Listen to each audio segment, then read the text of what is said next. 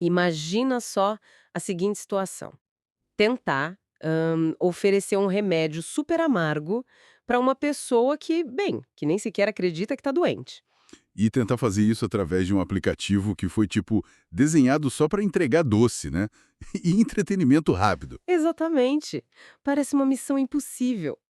Mas esse é, no fundo, o paradoxo maluco que a gente vai explorar na nossa imersão de hoje. É uma premissa bem ousada. E olha, antes da gente mergulhar de cabeça nos detalhes, acho que vale a pena colocar os nossos chapéus de analistas de mídia. Com certeza. Sempre bom deixar isso claro para quem nos escuta. A nossa intenção aqui não é, de jeito nenhum, debater se a teologia apresentada está certa ou errada. A gente não vai endossar nenhuma visão religiosa específica, tá? Aham. A ideia é fazer meio que uma engenharia reversa das ideias do texto. A gente quer entender exatamente como o autor enxerga todo esse ecossistema de redes e plataformas digitais. Sim, não como um fim em si mesmo, né? Mas como uma ferramenta quase cirúrgica mesmo, de intervenção na vida das pessoas. Isso. O material que a gente tem na mesa hoje é um artigo do presbítero Marcos Benedito. O título é A Importância da Rede Gospel Oficial para o Reino de Deus. E, tipo, o que me chamou muita atenção logo de cara não foi nem a parte da tecnologia em si, foi o diagnóstico super severo que ele faz do mundo hoje. É bem contundente. Muito. Ele não tá só reclamando que a internet é tóxica ou algo assim. Ele argumenta que a gente vive numa era onde a verdade foi relativizada. E aqui tá o ponto principal, que isso se infiltrou até dentro das igrejas. Uhum. Esse é o grande problema que ele aponta. Pois é, as pessoas estariam sentadas lá, nos bancos, teoricamente no lugar certo, mas super distantes da essência da mensagem que elas dizem seguir. Eu fiquei bem intrigada com isso. E olha, esse diagnóstico é basicamente a pedra fundamental de todo o argumento dele. Se a gente ignorar essa dor principal, o resto do texto vai parecer só um manual de como gerenciar uma rádio. Aham. Tipo um tutorial de marketing digital, né? Exato. Mas a lógica por trás é que o ambiente físico da igreja, que devia ser o guardião dessa verdade absoluta, está sofrendo uma espécie de erosão interna. Uma erosão por causa dessa relativização. Sim, a relativização que ele fala é essa ideia supermoderna de que a verdade é, tipo, maleável, moldável ao gosto do consumidor. Nossa, mentalidade de consumidor na igreja. Faz sentido. E quando isso entra na esfera espiritual, a mensagem perde a força. É justamente esse vácuo de autoridade que a rede gospel oficial tenta preencher, sabe? Então a rede entra essencialmente como um antídoto, uma intervenção mesmo, e ele usa uma linguagem superativa para descrever isso. Muito ativa. Ele diz que a rede é uma voz que ecoa a verdade, confronta o erro e chama o povo de Deus ao alinhamento espiritual. E ele até âncora isso em João 8,32, aquela passagem sobre conhecer a verdade e ela te libertar. Sim, é o pilar teológico da coisa. Mas aí eu preciso jogar a real e levantar um ponto super prático aqui. Porque essa ideia de alinhamento espiritual me lembra muito um GPS. Um GPS? Como assim? Sabe quando você erra a rua e aí decide pegar um atalho mais confortável? E do nada a voz robótica do GPS corta sua música para dizer: recalculando rota, faça o retorno. Nossa, sim. É a pior coisa. Ninguém gosta de ouvir o recalculando, né?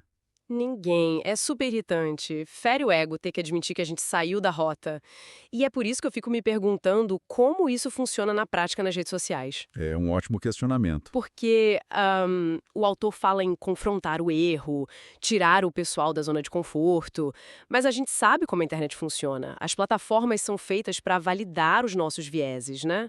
Uhum. A famosa bolha algorítmica. Exato. Se um conteúdo me confronta, a minha reação automática, que a própria plataforma incentiva, é rolar a tela, fechar a aba, dar um follow. Como que essa rede consegue ser esse GPS irritante sem afastar todo mundo logo de cara? Olha, essa é a tensão mais brilhante do uso da mídia quando o propósito não é só entretenimento. Na teoria da comunicação de hoje, a regra de ouro é a ficção zero. Fricção zero.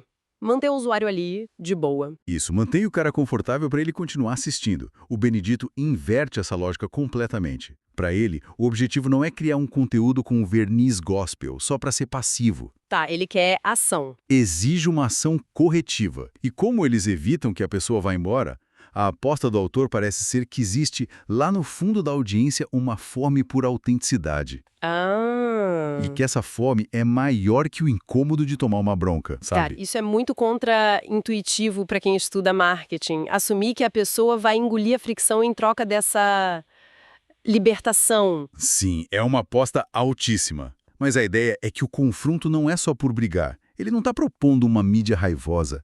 É desenhada para despertar a pessoa. Entendi, não é ódio, é um chacoalhão. Exatamente. Ele acredita que a mensagem correta tem uma força que quebra o algoritmo. Quando o indivíduo é confrontado com essa verdade sem filtros, algo bate lá dentro.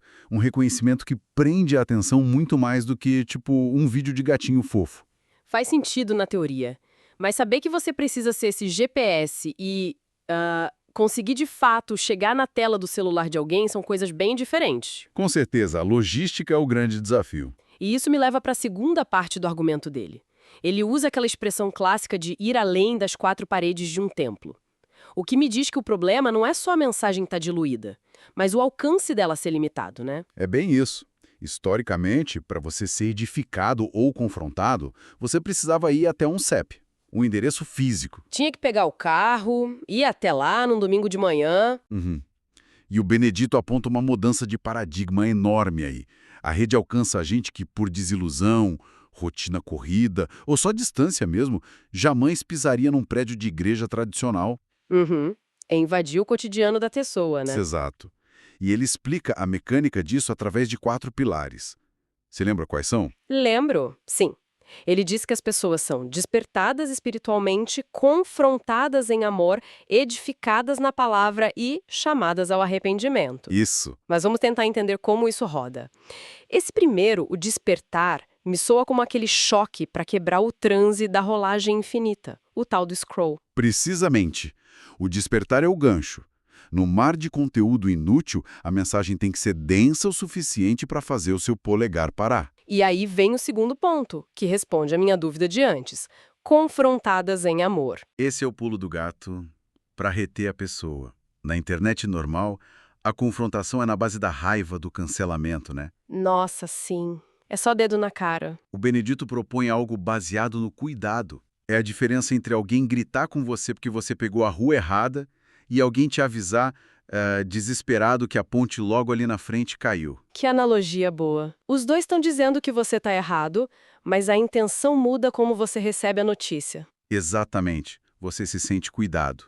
E aí a pessoa para, escuta e os outros 2 passos acontecem. A edificação e o arrependimento. Que é meio que reconstruir a rota depois de ver que a ponte caiu. Agora, tem uma coisa nessa passagem do templo para o digital que me chama muita atenção. O que foi? Ele fala sobre estrutura. Ele diz assim, categoricamente, que mesmo sem grandes estruturas, o impacto é real. E que os segredos são corações disponíveis. Ah, sim.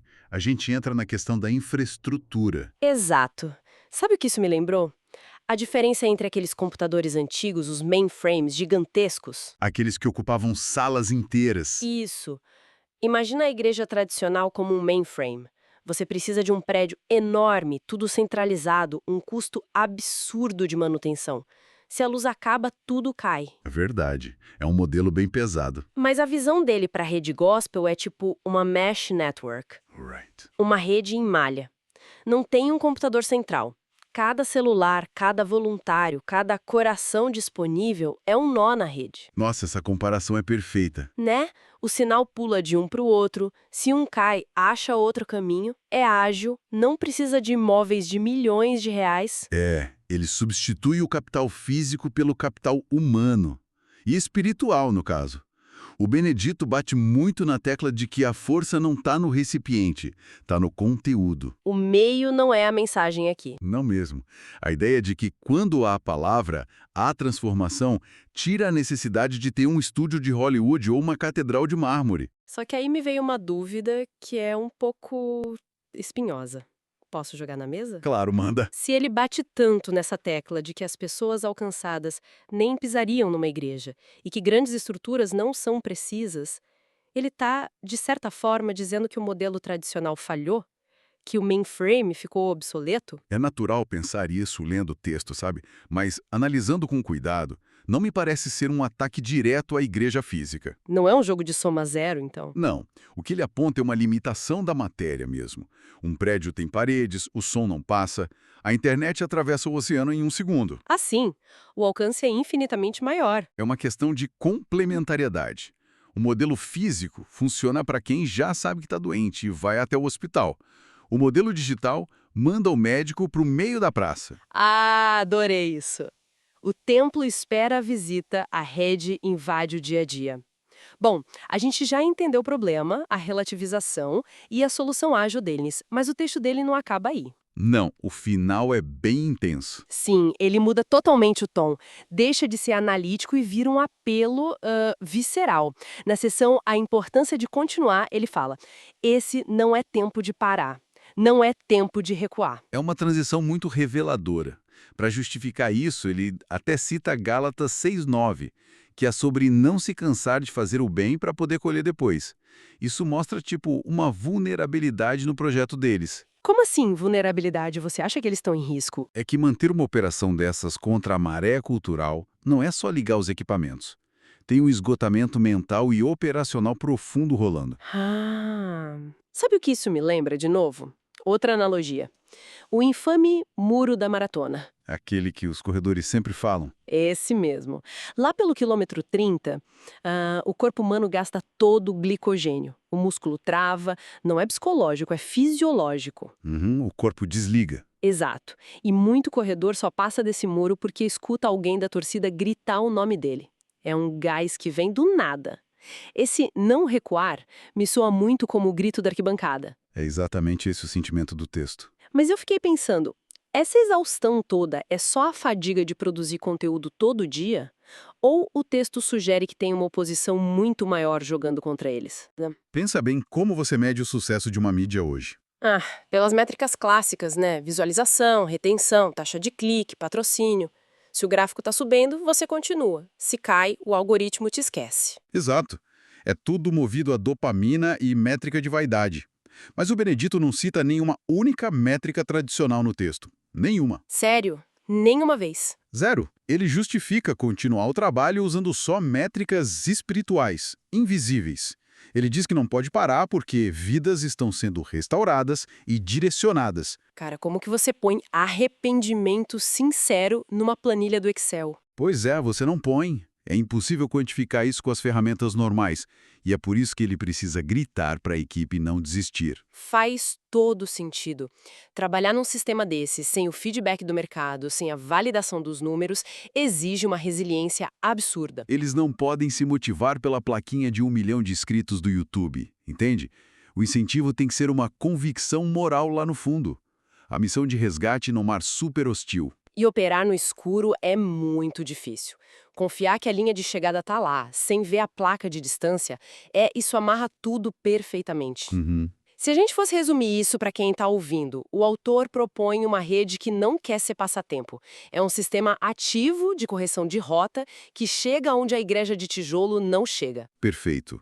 Uma rede em malha. Dá o jogo do algoritmo. É uma ótima síntese. E olha, para quem nos escuta, independentemente do que cada um acredita, é fascinante ver a relação de religião e tecnologia aqui. É quase um estudo sociológico, né? Sim, a gente vê movimentos orgânicos usando o mesmo aplicativo que a gente usa para pedir comida, só que para tentar resolver vazios existenciais. É a prova de que a tecnologia é agnóstica. A intenção humana que transforma o megafone num bisturi. Bela frase. É bem por aí. É o remédio no aplicativo de doces. E isso me deixa com uma pulga atrás da orelha muito boa para a gente fechar. Manda. Para nossa audiência pensar um pouco.